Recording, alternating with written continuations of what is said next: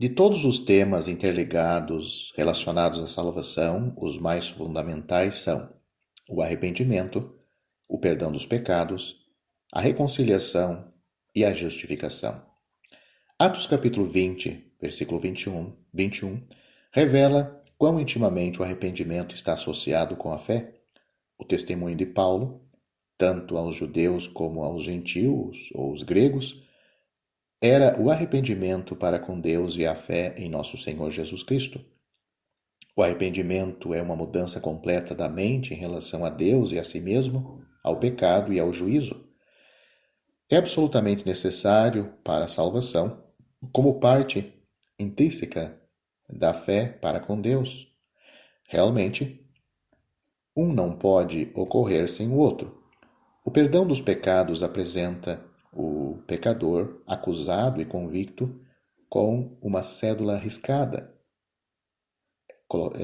enquanto a justificação lhe dá uma posição completamente nova aos olhos de Deus. É isto que nós temos em Colossenses capítulo 2, versículo 14. Na sua grande epístola judicial, a carta aos Romanos, o apóstolo Paulo apresenta o homem como tendo se rebelado contra a revelação que Deus lhe deu, seja pela natureza ao seu redor ou pela comunicação especial das Santas Escrituras. Isto, por necessidade, contém também uma rejeição de uma das principais afirmações divinas. Deus se manifestou em carne. 1 Timóteo capítulo 3, versículo 16. Deus se manifestou em carne na pessoa do seu Filho, o Senhor Jesus Cristo. Na mesma carta aos Romanos, ele também expõe o homem como corrupto em pensamento, palavras e atos, e as raízes de tal comportamento voltam até Adão, o primeiro homem. O veredito, do qual não se pode escapar, é registrado em Romanos capítulo 3, versículo 19, em palavras inegavelmente claras, e que já, sem dúvida, você já leu: toda a boca fechada e todo mundo seja, ou declarado, condenável diante de Deus.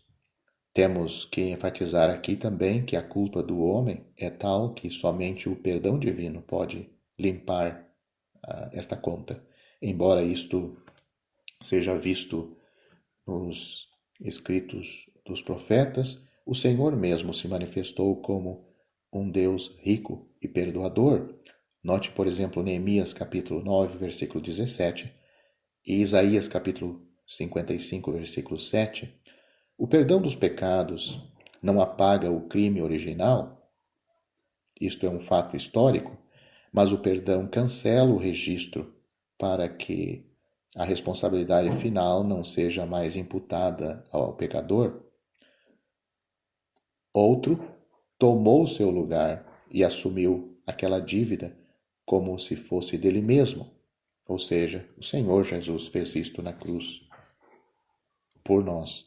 E todo aquele que crê nele obtém estas bênçãos. Da mesma forma, a justificação precisa ser considerada como parte indivisível do processo da salvação.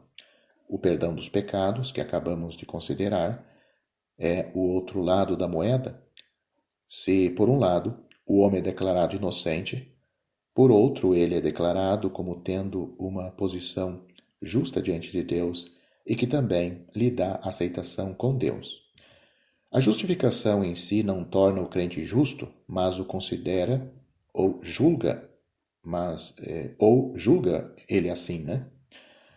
Antes de chegar à sua grande declaração de Romanos capítulo 5, versículo 1, antes de Paulo chegar a essa declaração, tendo sido, pois, justificados pela fé, temos paz com Deus por nosso Senhor Jesus Cristo. É isto que diz Romanos capítulo 5, versículo 1. Paulo usa a expressão imputar ou levar em conta mais ou menos 10 vezes. Veja, por exemplo, em Romanos capítulo 4, do versículo 3 ao 24. Em cada uma dessas ocasiões, a expressão poderia ser traduzida creditado. Este fato enfatiza o que já foi afirmado, este aspecto da salvação é uma afirmação jurídica de que o pecador que creu teve todas as suas acusações quitadas e agora ele é declarado absolutamente justo pelo próprio Deus da santidade. Por causa da morte do Senhor Jesus, em prol do pecador, Deus pode eternamente fechar a conta do pecado do crente e sem qualquer injustiça declarar que seus filhos, um e todos, são justos diante dele. Esta é a bondosa e maravilhosa provisão que Deus fez para o pecador ao entregar o seu Filho à morte da cruz. A salvação é um dom gratuito de Deus, mas a salvação não é sem preço. Ela tem exigências que não podem ser ignoradas. Não existe uma doutrina dizendo que podemos continuar em pecado para que a graça abunde, como lemos na pergunta retórica de Paulo em sua resposta em Romanos capítulo 6, versículo 2. E isto pode ser entendido corretamente quando lembramos que a salvação tem 3 aspectos: passado, presente e futuro. As Escrituras apoiam esta bem conhecida verdade. Em pelo menos 3 ocasiões nas cartas aos Coríntios, Paulo fala daqueles que já são salvos. Note, a palavra da cruz, para nós que somos salvos, é o poder de Deus. Também o evangelho pelo qual sois salvos. Isto está em 1 Coríntios capítulo 1, versículo 18 e no capítulo 15, versículos 2 e 3. Temos mais, porque somos o bom perfume de Cristo nos que se salvam. 2 Coríntios capítulo 2, versículo 15. De igual modo, a fase presente da salvação é mencionada até com mais frequência. Encontramos um exemplo muito importante dito na carta aos Efésios, que é uma carta que descreve a riqueza espiritual possuída por todos os crentes em Cristo. Ligado às riquezas concedidas pela graça, há muitas referências ao andar diário do salvo, e nesse contexto as palavras são notáveis, por exemplo, no capítulo 4 de Efésios, versículo 1 e o 17. Note o que diz: Rogo-vos que andeis como é digno da vocação com que fostes chamados.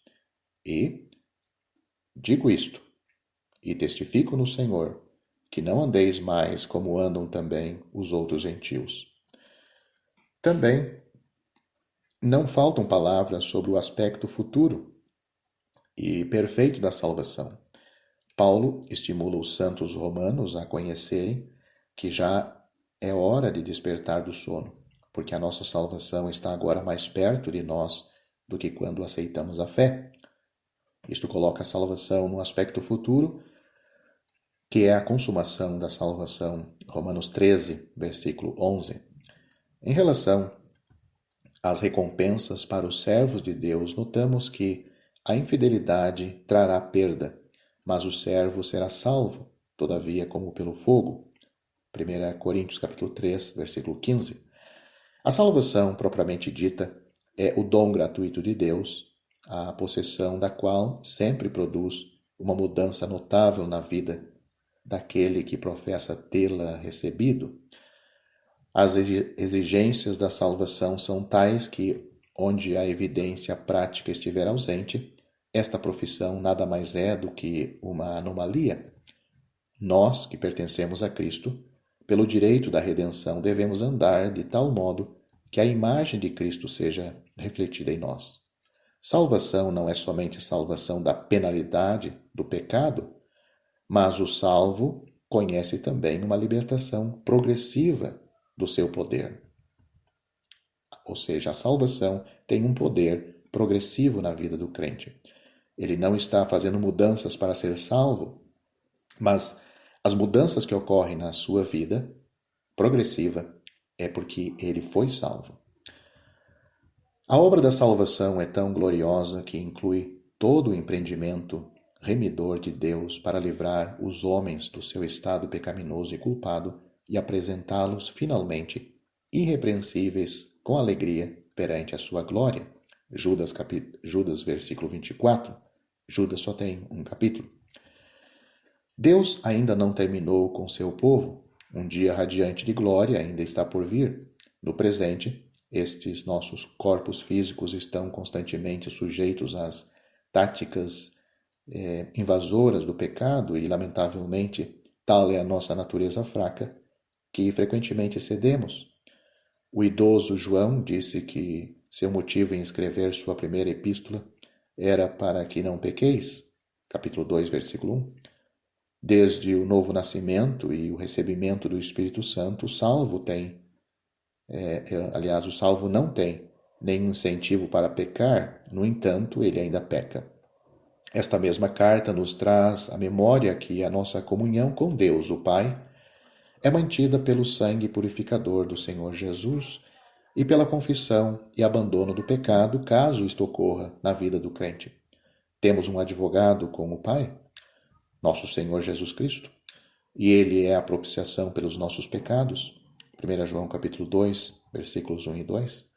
Por isso o salvo tem mais razão ainda para almejar ardentemente o tempo quando ele terá terminado para sempre com o pecado em todas as suas formas. Todos os salvos naquele dia bendito ainda futuro serão trazidos ao completo conhecimento do Filho de Deus, ao homem perfeito, à medida da estatura completa de Cristo, conforme Efésios capítulo 4, versículo 13. Esperamos o Salvador, o Senhor Jesus Cristo, que transformará o nosso corpo abatido para ser conforme o seu corpo glorioso. Corpo de glória, conforme está registrado em Filipenses capítulo 3, versículos 20 e 21.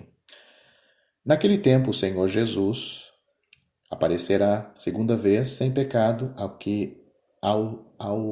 que o esperam para a salvação, conforme Hebreus capítulo 9, versículo 28. Por enquanto, toda a criação geme, esperando ser libertada da escravidão da corrupção causada pelo pecado. E não só ela, mas nós mesmos, que temos as primícias do Espírito Santo, também gememos em nós mesmos, esperando a adoção, a saber, a redenção do nosso corpo, porque em esperança fomos salvos. Romanos capítulo 8, versículos 20 a 24. Então se ouvirá uma grande voz de uma grande multidão, trovejando em todo o universo e dizendo: Aleluia!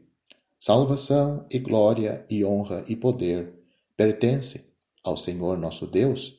Apocalipse capítulo 19, versículo 1.